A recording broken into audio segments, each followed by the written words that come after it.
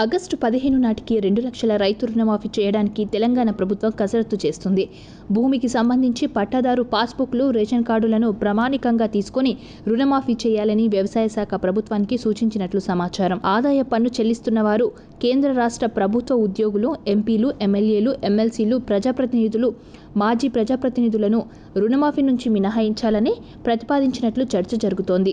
ఇప్పటికే 2 లక్షల వరకు రుణాలు తీసుకున్న వారి జాబితాను బ్యాంకుల నుంచి తెప్పిస్తున్నారు. మరో 2-3 రోజుల్లో ఈ జాబితా ప్రభుత్వానికి చేరనుంది.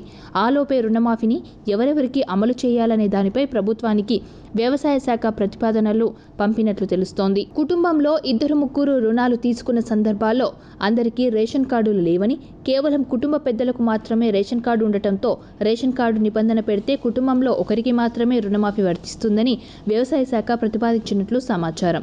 పాస్బుక్, రేషన్ కార్డు, ఆదాయపు పన్ను చెల్లింపుదారులు, ఉద్యోగులు, ప్రజాప్రతినిధుల తొలగింపు నిబంధనలతో రుణమాఫీ అర్హుల సంఖ్య 60 లక్షల నుంచి 40 లక్షల మందికి తగ్గుతుందని వ్యవసాయ శాఖ అంచనా వేస్తోంది. మొత్తం రుణమాఫీకి 31,000 కోట్లు ఖర్చవుతాయని సీఎం రేవంత్ రెడ్డి ఇప్పటికే స్పష్టం చేశారు. రుణమాఫీ మార్గదర్శకాలు త్వరలో విడుదలవుతాయని కూడా సీఎం ప్రకటించారు. ఈ నేపథ్యంలో అందులో ఎలాంటి అంశాలు చేర్చాలన్న దానిపై అధికారులు చర్చిస్తున్నారు. గ్రామీణ బ్యాంకుల్లో పట్టాదారు పాస్ పుస్తకంతో కలిపి బంగారం తాకట్టు పెట్టి పంట రుణాలు తీసుకున్న రైతులకు కూడా రుణమాఫీ పథకం వర్తింపజేయాలని నిర్ణయించినట్లు సమాచారం. పట్టణ ప్రాంతాల్లో తీసుకున్న బంగారు రుణాలకు ఇది వర్తించదని తెలిపారు. షెడ్యూల్ కమర్షియల్ బ్యాంకులు, కోఆపరేటివ్ క్రెడిట్ సంస్థలు, గ్రామీణ బ్యాంకులు రైతులకు పంపిణీ చేసిన రుణాలు, బంగారంపై తీసుకున్న పంట రుణాలను మాఫీ చేస్తారు. అయితే పీఎం కిసాన్ నిబంధనల ప్రకారం అందులో ఉన్న అర్హతలను రుణమాఫీకి అమలు చేస్తారా లేదా అన్న దానిపై ఇంకా స్పష్టత రాలేదు.